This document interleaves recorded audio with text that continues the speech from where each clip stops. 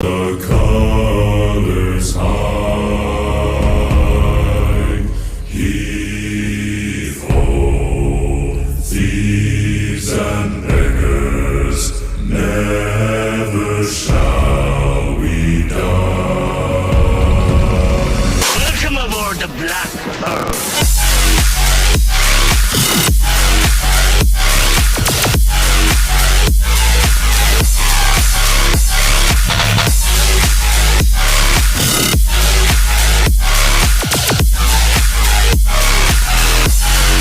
I gotta enjoy it. Hey everybody, welcome to another episode of The Plunder, where we have a lot going on in Buck Nation today.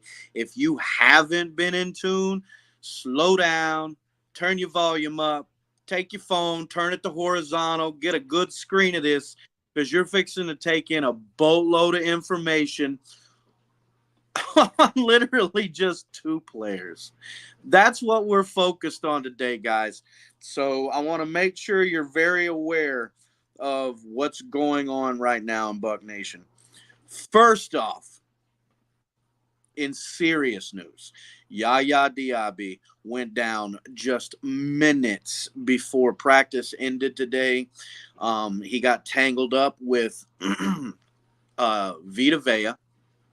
And as the reports go, I was literally listening to the radio live, ladies and gentlemen, catching up on some information. I listen to sports talk radio all the time.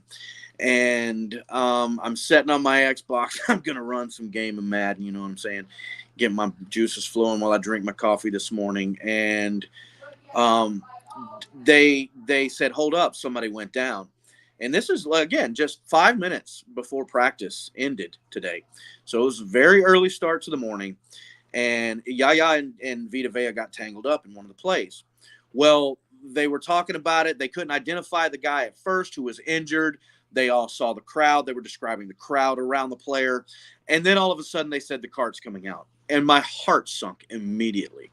You didn't know if it was offense or defense. And you don't want anything. My first thought was, oh, God, an O-lineman. Because that's typically those first injuries that we see in the NFL. If you pay attention, a lot of offensive linemen, a lot of guys, the wide receivers, cornerbacks, DBs, edge rushers. So that's a big time situation when a card comes out. Now, they identified it as Yaya Diaby, and it was a leg injury. So with the card coming out, the leg injury, you immediately like, holy cow. Well, think about this. You've got the ACL, the MCL. Then you go down to the ankle. You got a high ankle sprain, low ankle sprain. You got fractures. You got other tears and stuff like that. And these are your main injuries that I'm talking about. And then you got your Achilles injury. Now, for an edge rusher, if you're not familiar with what injuries can affect certain players, like Aaron Rodgers last year went out with an Achilles, and he's in line to start Week 1 for the New York Jets this coming year. So that's pretty. And I mean, at his age, that's actually fantastic. But the key component to all this is, as an edge rusher, you need that get off. Am I right? Yeah, I'm right. All right. So you need that get off. So an ACL and MCL, that, and I've dealt with both literally in the last 3 years, one each in both of one of the last 3 years. It's crazy. My knees have been giving me lots of problems, but nonetheless, what happens is that takes your ability away to pivot. All right. Now your Achilles takes your ability away to get off and use that strength, in that ankle, from your calf moving up your leg, and to pull that power to be able to move your leg forward. So what that does for a edge rusher as opposed to a quarterback, the way they use their foot to push off and drive off the snap, that is a horrific injury. So when they described that he had his head in his hands, but he was sitting in the front of the cart with his knee bent, I'm like, it's a lower leg injury. Immediately, I knew exactly it wasn't the ACL and the MCL. Because if that was either one, they'd have kept that leg straight as a board and had it in an air cast before he left the field. If they questioned those injuries, it would have been an air cast before he was carted off. He'd have had, they would have got pictures of him in an air cast. Now, that being said, we waited around for, I think, an hour and a half, and the report came out that the x-rays came back negative. So he didn't suffer any tears or breaks, and that is a huge thing. So worst case scenario, you're possibly looking at maybe a high ankle sprain where he might miss a week or two in the beginning of the season. Now, I said all that to restrain concern, because the strain comes right now. What you had last year was a guy who attacked the quarterback in the backfield each play that he was given a snap. He was a rookie and led the Tampa Bay Buccaneers in sacks last year. He didn't start a game and play in a game until week 4. He didn't consistently start until week 7, I believe. It could have been later. But the point is, this guy didn't even have a whole season under his belt by the end of the season. He's working on 3/4 of a season at that point, and he still made this accomplishment. Now, he came back, and if you haven't been paying attention, he's been an extraordinarily vocal leader in the locker room and on the field. Everybody's talking about this guy. All right, so that's a huge impact in growth from season 1 to season 2 that virtually over the next few weeks for that defense will be missed. But have faith, because that's new to us as well. Yaya Diaby being a leader is not new. He was a rookie last year. We just got introduced to the guy. He was reported saying that this year was going to be better. And one of the biggest reasons why is he was just running around last year, didn't know what to do. This year, he knows what to do. He come to camp bigger. He come to camp faster. He come to camp stronger. He took an incidental injury, and that sucks. That really sucks, because each day that these guys miss puts them behind. Just like if you get hurt and you can't go to work for a month, that puts me back financially like 3 or 4 months. It really does. It takes like 3 or 4 months of struggling to get back to neutral again, to where I was before I, took that loss.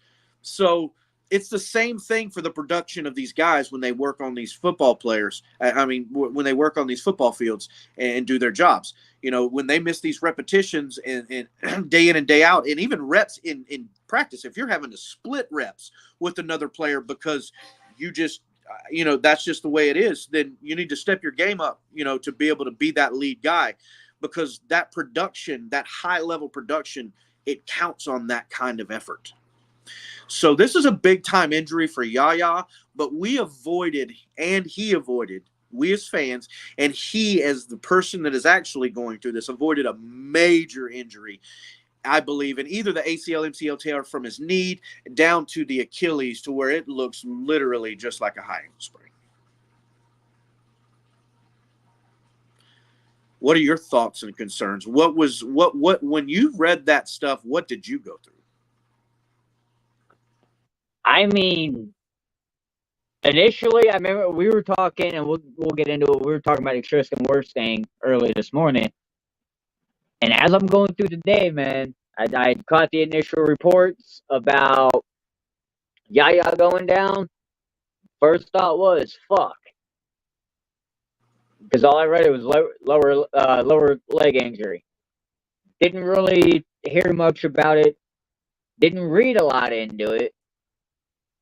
I just kind of went through the day, figured I'd find out later. And then when I had heard that, it wasn't initially as bad as expected, because when I wasn't reading, potentially out for the season, I was all right. And then seeing Rick Stroud saying that, it wasn't guaranteed that he was going to miss any time.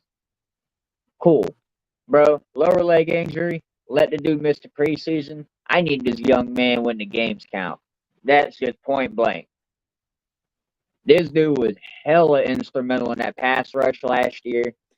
I can't wait for us to keep calling his name, bro, because we were talking about a pre-show. We were talking a lot about this young man and Kalijah Kancey towards the end of the year. And this was a big reason why we were able to cut ties with Shaq Barrett.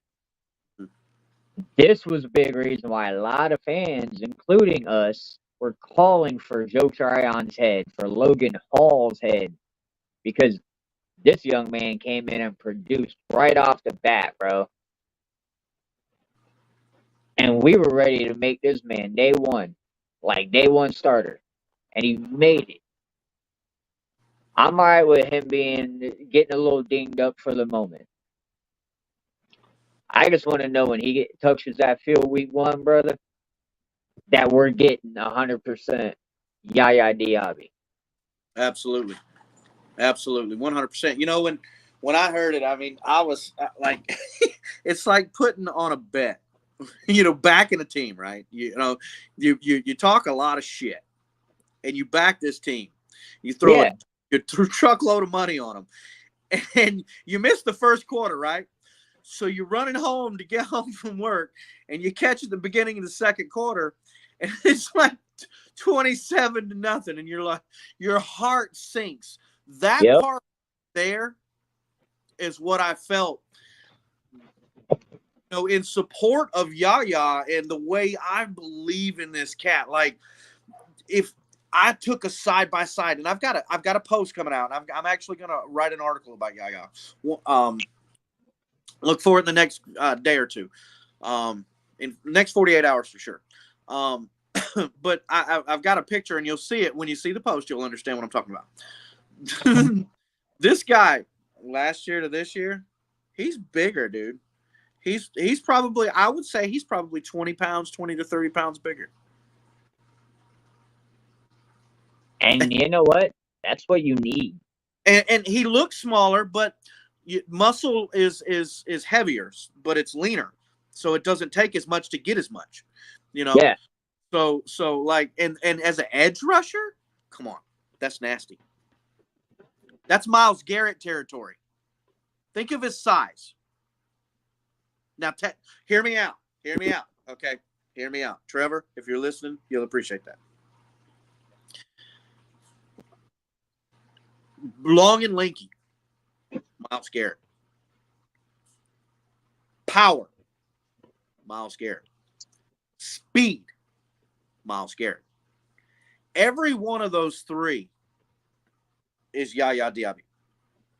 If you throw in that increased power and strength, maybe not quite on the Myles Garrett level, because that dude was a freak. So he could get there, but like, I get the comparison. How he was game planned for. Like, hang on though. Okay. Hang on though. I get where you're going at on the Tell me if I'm comparison. wrong.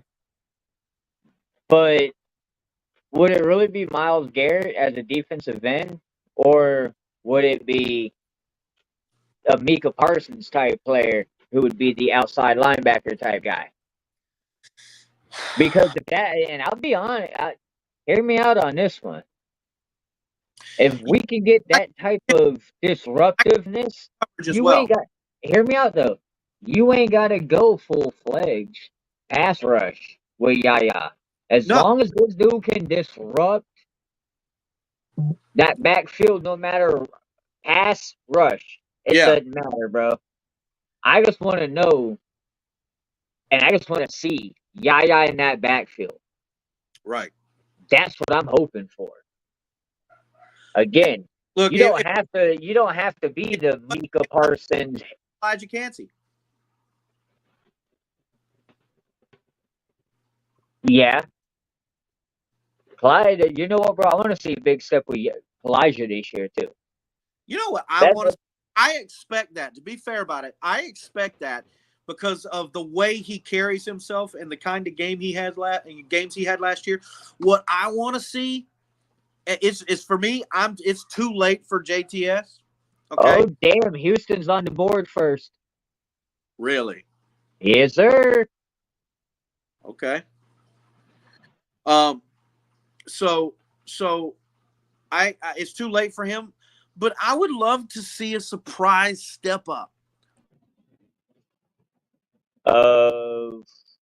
Logan Hall, bringing you back.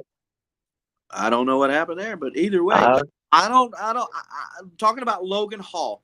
I would really be impressed if Logan Hall would step up and make this a thing. You know, I would hope so, but I'm not going to be too optimistic. He really hasn't done shit since he's been here to warrant me going, oh, maybe. I don't see it, but over the next few weeks, he's got a chance to show the team, because I believe he's going to be the one to step up behind Yaya. We were hoping he was going to step up behind Shaq and JPP too. So, Well, hey, all we can do is believe that it only takes, even if it's just one season, to be a good player. hey, you know what? And I'd love to see that. I would love to see at least one solid year out of Logan Hall. You don't have to, you know what? And I would be all right if he had a Carl Nassib-esque season. That's what I'm talking about. Like, I wouldn't be too mad, but Right. at the same time, it would be like, yeah, where was this? Because at that point, bro, he's just gonna go to another team, get paid, and produce. At that point, we've Probably. seen it happen. It happens all the time. Yeah, late bloomers. But look, let me give a big shout out to a player that the Buccaneers really, I think, won, kind of like in the lottery. You might not have gotten the jackpot, but you come in with 10 times the profit, kind of thing. You put in $100, walk out with 10 grand instead of 100 grand, Okay, who you going with here? Tyke Smith. You think so? DB out of Georgia, right? Okay.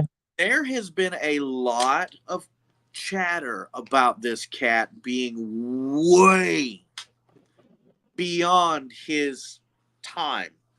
So, in an analogy, if he's been here 4 weeks, they say he's been here 3 months, based off of how he carries himself, his ability on the field, his way to to soak in the information and all this shit as a rookie.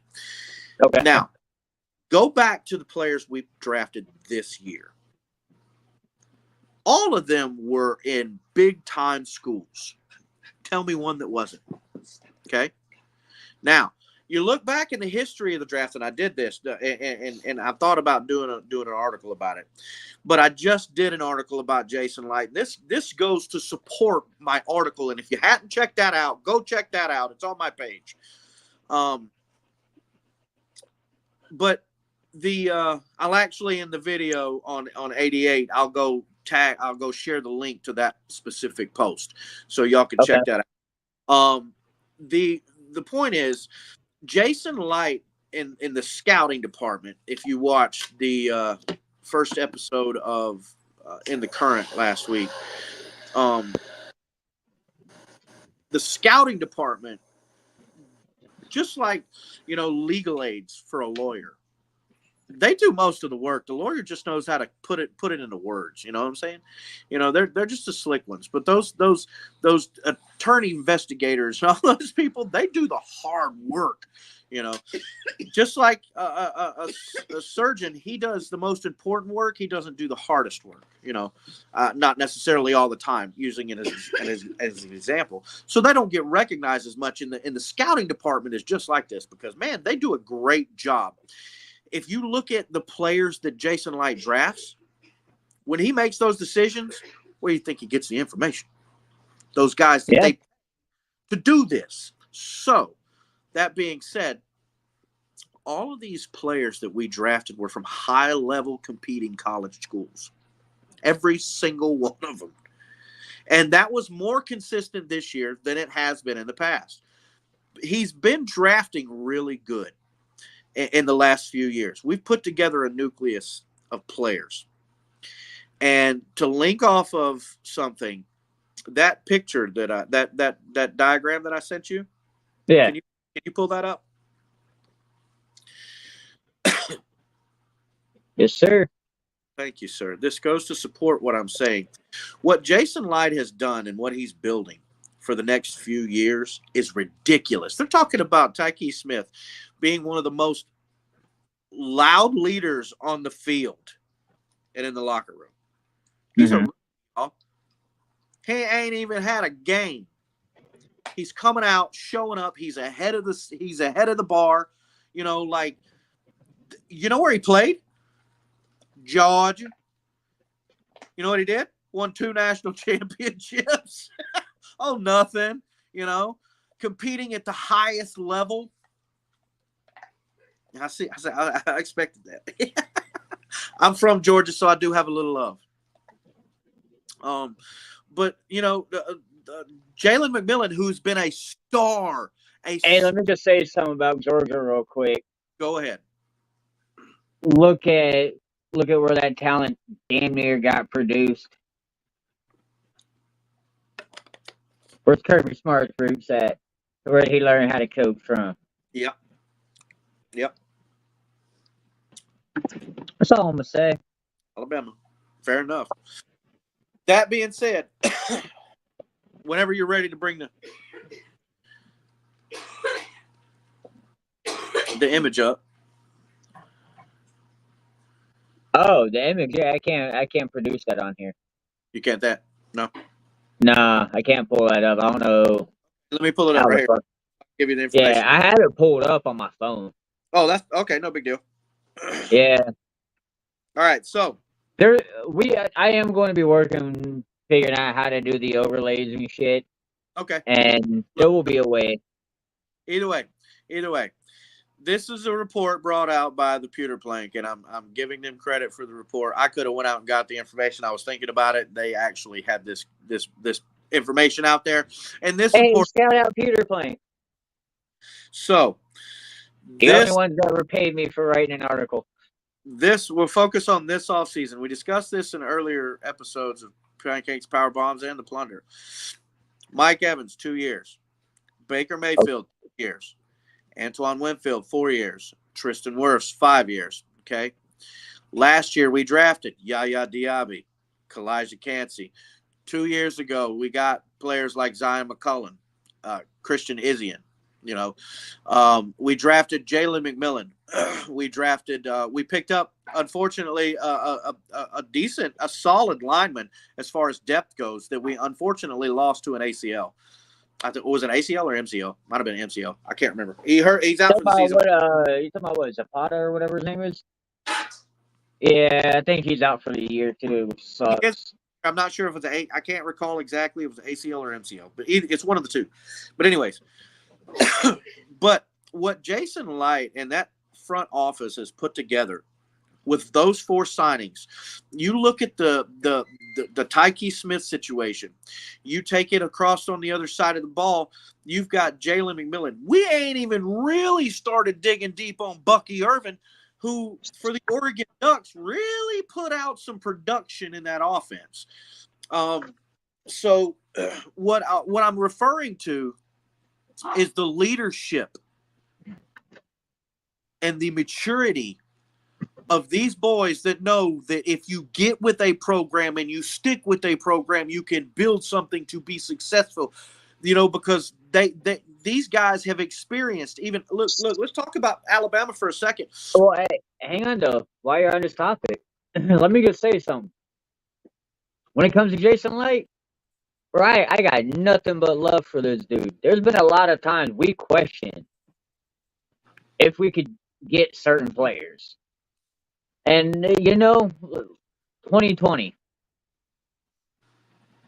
when it came time to making that decision on if it was to keep Jameis and pay him the $30 million or to get another quarterback, bro, they went and somehow pulled Tom Brady out of their ass because he somehow hit free agency.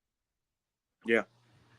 Jason Light orchestrated and was able to bring in a plethora of some fucking veterans, bro, at vet discounts because of the Brady effect. One of them, still under psychiatric treatment, or should be. Give you a little insight on Jason Light and why he has a great relationship with the New England Patriots and why that signing for him was really easy. Yeah, and like deep down, man. Well, and hang on, we turn around after the Super Bowl, and we win a Super Bowl in that time frame. I'm sorry, let me not skip that. Yeah. We win that Super Bowl. We brought back all 22 starters. You've never heard of that before. Because Jason Light was able to pull something out. Yeah, put us in cap hell. He knew it would, but bro, they sold what we needed to do to go to go to back to back, and we came that close. We came Look at that close to getting the opportunity to be in that game. yeah. Now, fast forward to last year. Brady's gone. He finally decided to retire again. Then he decided to stay retired. Let me put it that way. We needed a quarterback. Yeah, we got one. Everybody talked a lot of shit because the dude played for less money than any starting quarterback, even a backup.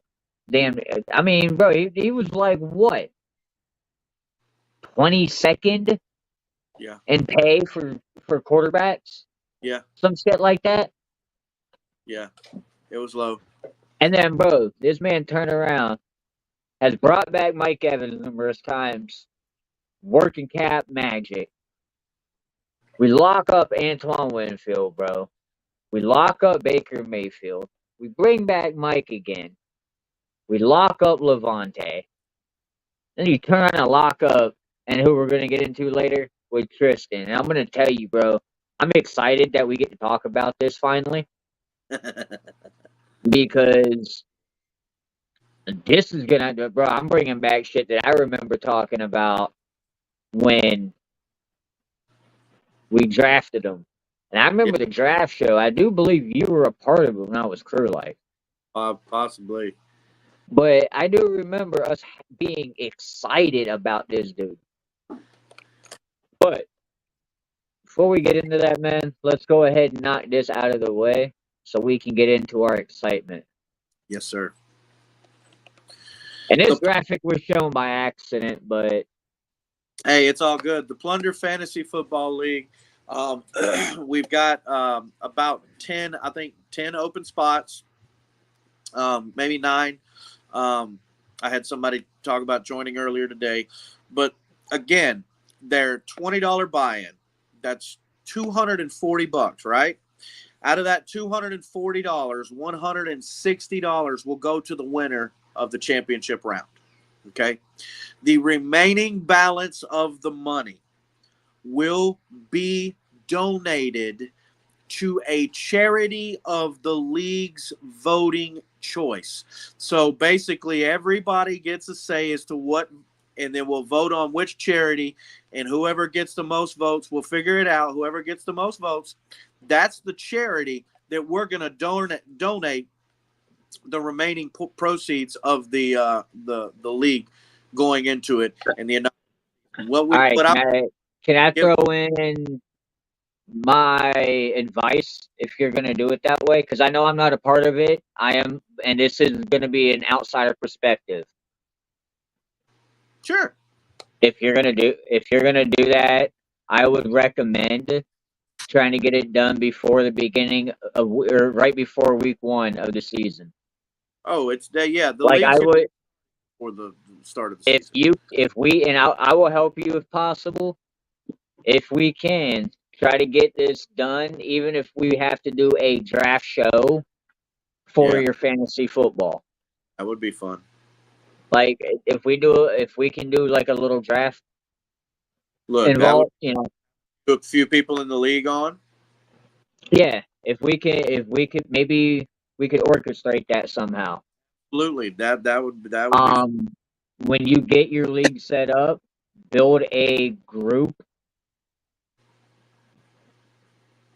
or something that you can have those players, and you guys at least have a form of communication. Like even if you do a group chat.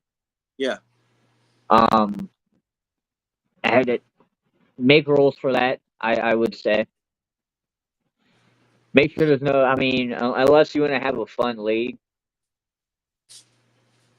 I wouldn't do any like insider bullshit. No, because I've heard of groups doing like sidebar buy like bribes Yeah, no. for trades and shit. They're like because one player knew they were they were Oh, fucked for the year or some shit.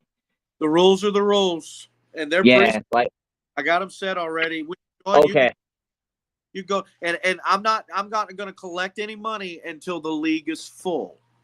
Make sure you okay, have, because I'll need the money within 24 hours of the league becoming full. I'll be collecting the funds, and what I'll do is I'll go okay, ahead. I'll go ahead and put the money on a preloaded online Visa or debit card. I'll already have it already over here. We'll put the other in a money order. It'll be sitting ready to go to whatever charity we deem necessary. okay. And before the league even starts, I'll be able to produce all of this, just to show everybody. That's where it's going to go, because that's Okay, I what was gonna say because I've seen it in certain it's. groups. I got the idea for charity, just to be able to do something good consistently and give back in the best way possible. Hey, no, And no, no. I respect that. I respect what you're doing with that. I just want to make. I just don't want anybody coming back to you and trying to, you know. for one, it's $20, man. We'll blow $20 on daily football every weekend. So, speaking of fantasy football, now that you got that out of the way, Yes, sir. one thing that will be returning that I'm going to be taking care of on my end since I won't be in the league. I am going to be doing a segment each week on Bucks players, fantasy wise. We're gonna call it, and it'll be a segment called Parlay or Plank. I did this. I did a segment like this in 2020 and 2021 called Start 'em or Sit 'em. What better way to bring that shit back, bro? Look, I'm excited for that. I can't wait, because I enjoy doing that. I have a I'm tendency in my daily fantasy. I don't. In my fantasy leagues, I have a tendency to. I mean, look, if you in the last few years, even going back to the last 2 years, Jameis Winston was with the team. I used Jameis Winston as my QB in fantasy and got by very well. dude. I Very, would use Jameis in fantasy.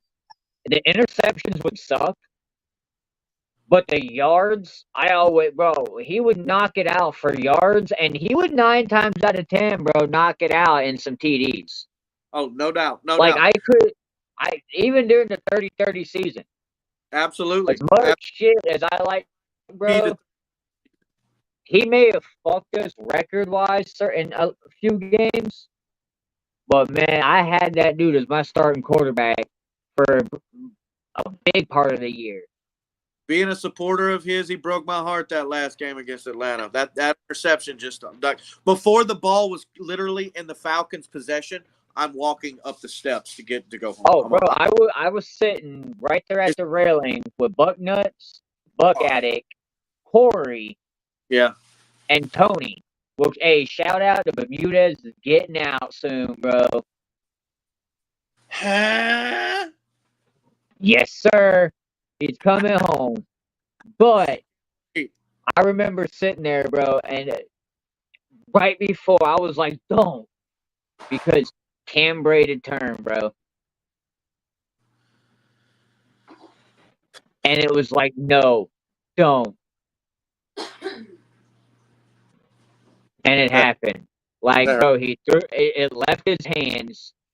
Dude, I knew it. In the numbers, bro, of that fucking linebacker. Right in the end zone. And then, yeah, he just trotted into the end zone. No, he was in the end zone. We were about to score. No, we had our backs to the end zone. I'm pretty sure I will produce, if I can produce the video, I will have that bitch uploaded on the 88. You're right.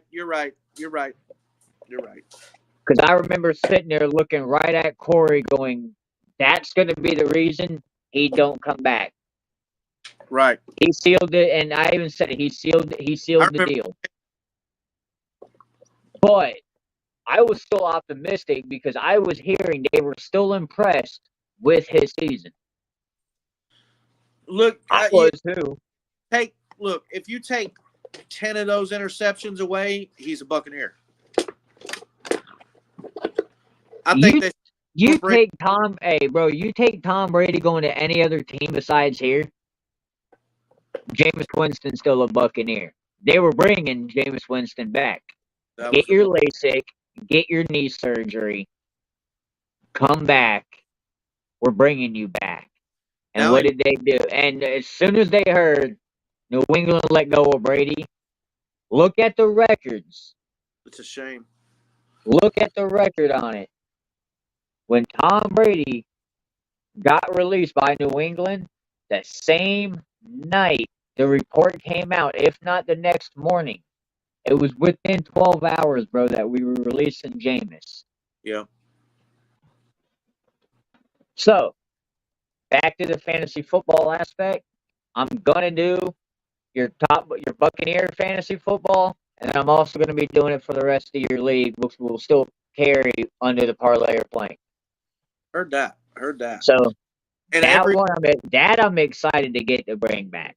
Dude, that sounds. I can't wait. Honestly, I'm a huge fantasy football fan.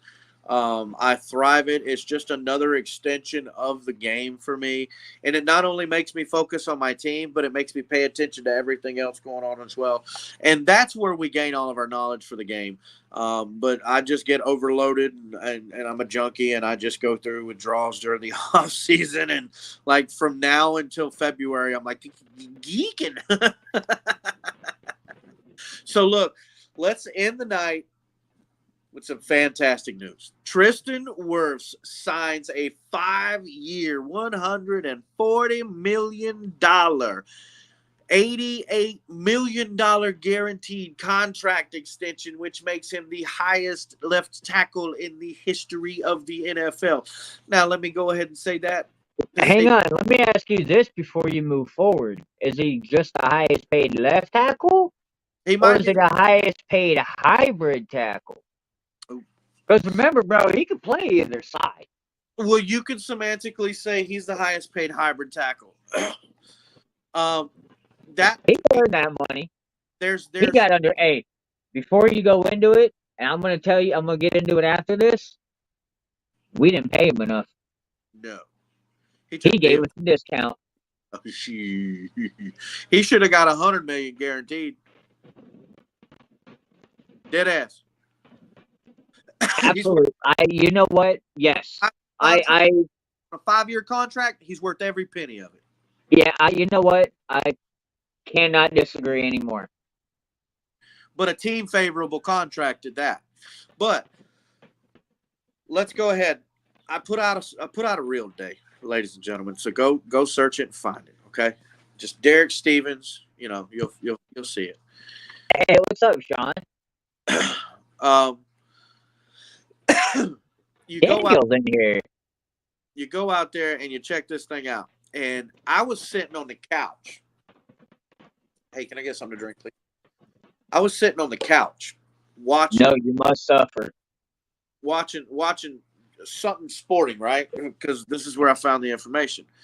And out comes the episode on Tristan Wirfs. And we needed a tackle. So I was like, okay, I'm paying attention. And he was high on the radar. And look, he was from Iowa, y'all. And Iowa, if you've ever heard the terminology, cornbread fed boys, Iowa, Nebraska, Minnesota, those teams out there,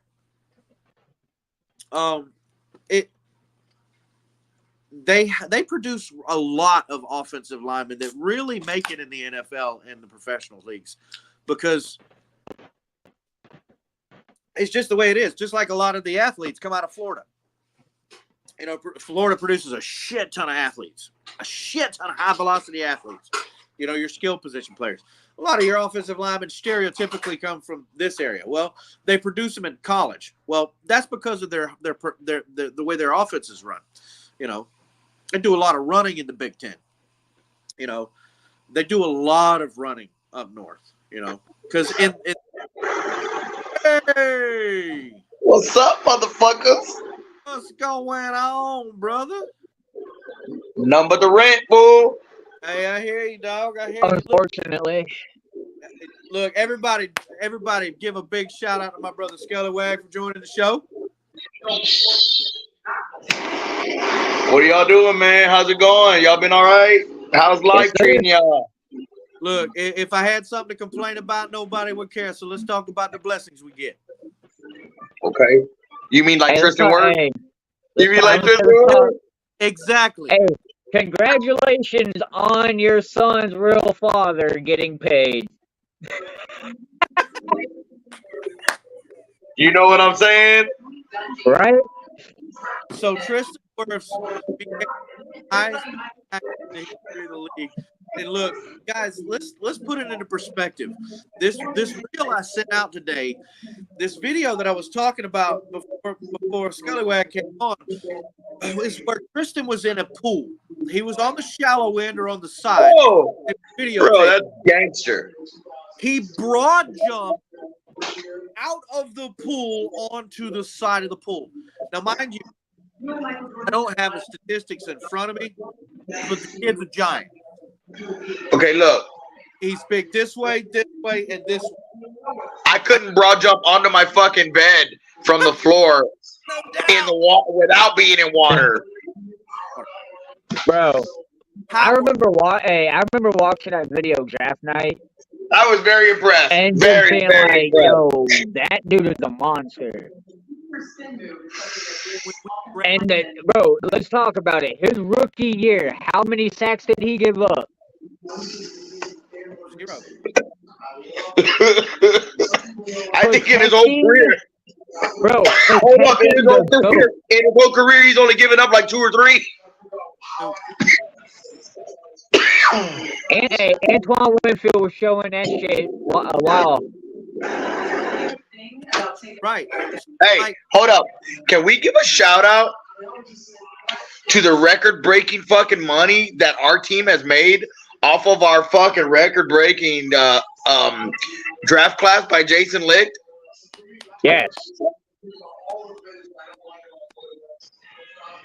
Like, Bro, we got 2 of the highest paid players in the NFL on our team. Yo, and we were talking about it a little bit ago. You know what? You gotta give him props because he may have missed on a couple of guys.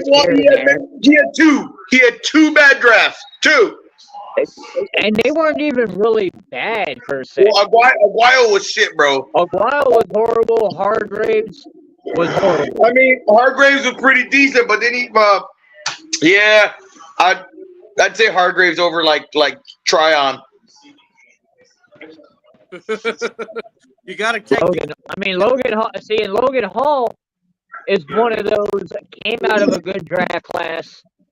But Logan Hall has ballers in front of him. Logan Hall has ballers in front of him, though, man.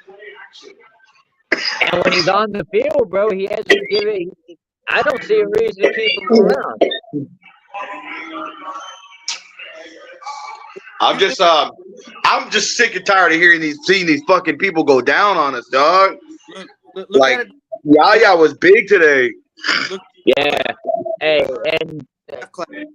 and this year, I hope he's ready week 1. That's all I'm saying. Bro, but let's be real. That's a high ankle sprain. Yeah, and that's why I'm being optimistic. I don't want him at all. That's one of the hardest ones to heal, bro. No, and I get that. I don't want homeboy on the field at all until week 1. If he's not ready, then he's not ready. he's not. KJ Britt sucks. KJ Britt hurt my soul, bro. Like he was Devin's replacement. What about KJ Britt? Didn't he go down with an injury? No. Are you sure? I don't believe so.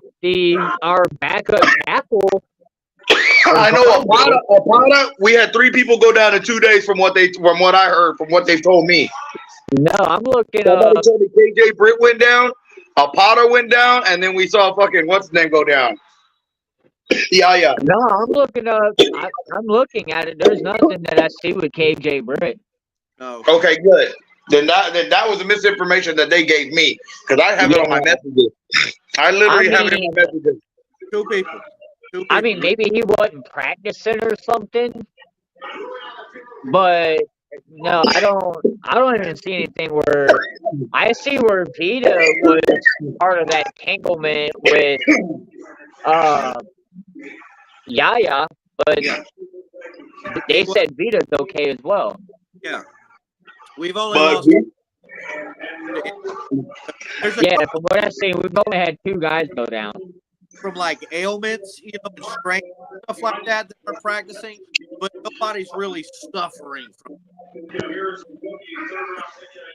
I mean, maybe with the KJ Britt thing, maybe we'll find out more tomorrow. Well, thank you, Britt. What I can talk about with KJ Britt is KJ Britt, all right? He's what, a third-year player. KJ Britt, you got Winfield, you got Vita Vea, you've got Whitehead, you got Jordan Whitehead, you've got Tyke Smith, you got Tryon Shoik, you got fucking Joe Tryon for some reason. He's still there. Hey, David. Hey, as long as Logan Hall got a job, bro, JTS has a job. Yeah, hey, but you know what? Hey, let's not overlook the biggest fucking snub of all the NFL, bro. Levante David. Oh, yeah, we ain't overlooking. Bro, when I'm looking at that top 100 list, I don't know who's making the list. I think it's the players, but the players don't know what's been going on. That's a favoritism game, like a Pro Bowl. That's like a favoritism game, like a Pro Bowl, because Levante David should be ranked way higher than 96. I was gonna say, bro, there ain't no way it's a player thing because I believe that Levante's got the respect of his peers. Oh, absolutely. Then why is he not up there? That's what I'm saying. Bro, that's got to be the same motherfuckers making that list that makes the college football rankings. Or the Pro Bowl. Yeah, or the Pro Bowl.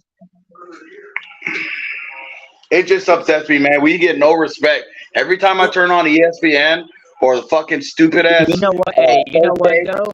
Or the NFL Network, the Good Morning Football, bro. Like they talk about the same teams, the same 3 or 4 teams: the Jets, the Ravens, the Cowboys. Who fucking cares? Let's show everybody else. I love because Levante does exactly the same thing every year, bro. Balls the fuck out. Does his thing.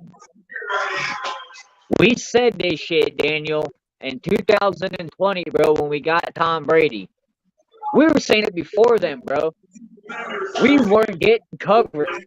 Nobody was giving us that coverage.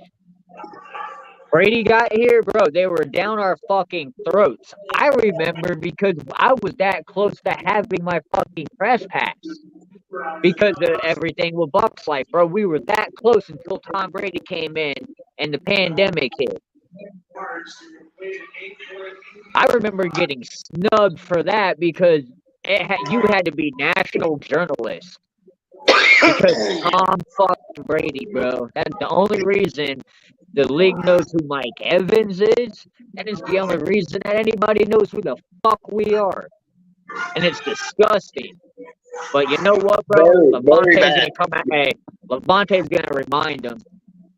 I hope so, dude, because I'm just tired of getting fucking the diss, bro. Like we get with even the promotions, all the commercials that they show, bro. Every team, I pay attention. I even tell my wife, I was like, look, we get one spot in this whole 30-second commercial. Except every other team gets 3 or 4 fucking cameos. Some even 8 or 9 cameos in the 30-second commercial. And we got one cameo, and it's Mike Evans catching the ball, and that was it. Oh, I was gonna say it's either Mike Evans or Baker Mayfield. And no It was Mike disrespect to Evans either catching the one. ball. Unreal, bro. Unreal. Well, look, the important factor is now that we are relevant and people do know us because now they do. We've got to continue to do as players, as the players go, they've got to continue to excel and achieve on the field to keep reminding people. So what I'm saying in saying that to say this, I feel like I could go back to my picks that we did a few weeks ago, and I could change a few more, And I could possibly see us winning 13 or 14 games without the injury bug coming into to affect us. Everything else, I think we can fucking wipe the fucking table. I think we can wipe anybody's asses out there, beat their asses, all of them. The confidence level is extraordinarily high, everybody. The production of the players from even the youth, you know, because you got guys like Mike Evans who ain't practicing with the pads on. He don't really need to, you know. He's not practicing.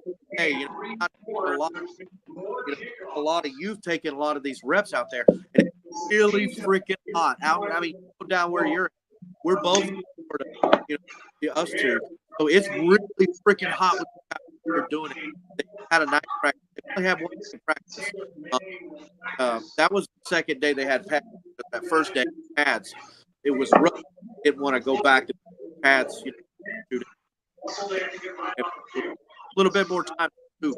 But with the Tristan Wirth signing, like you go back to Antoine Winfield, Mike Evans,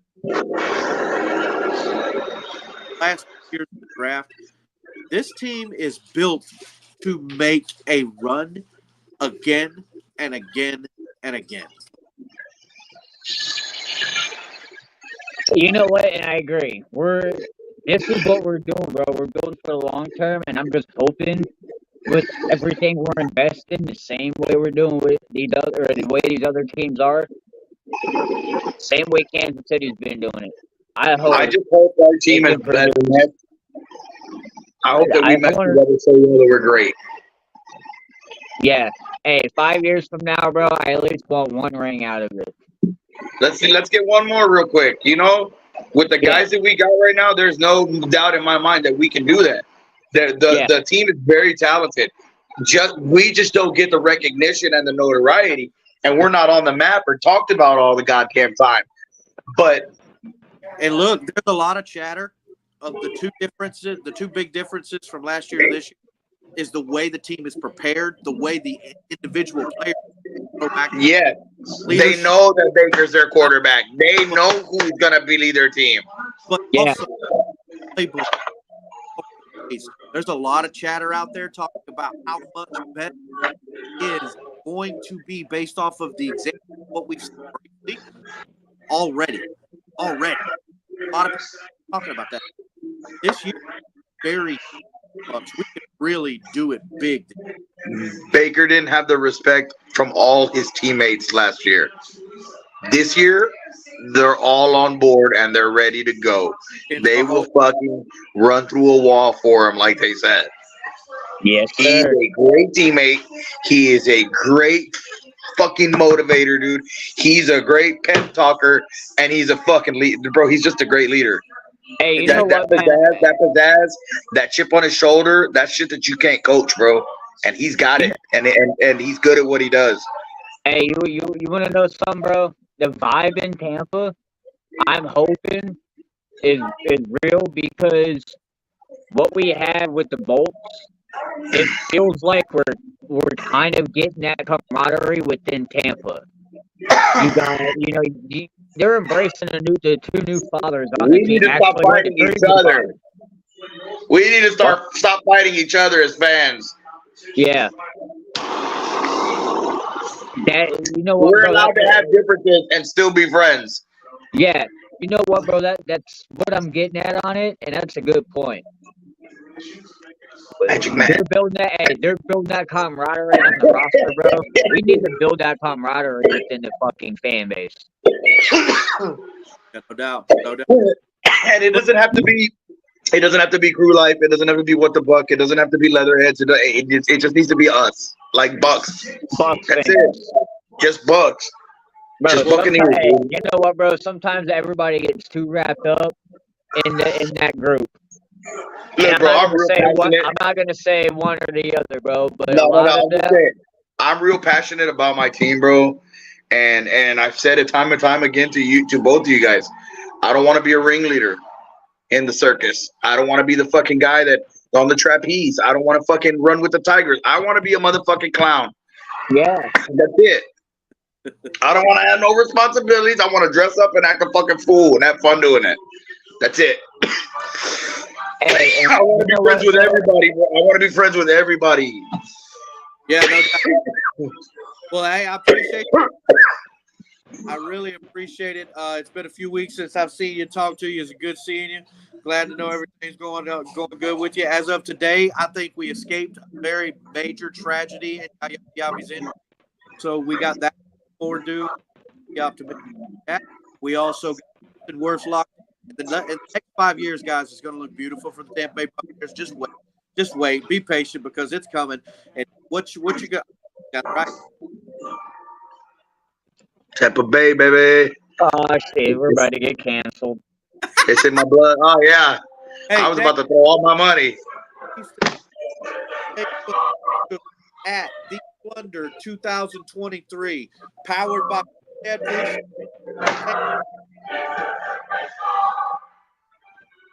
Hey, check your speed.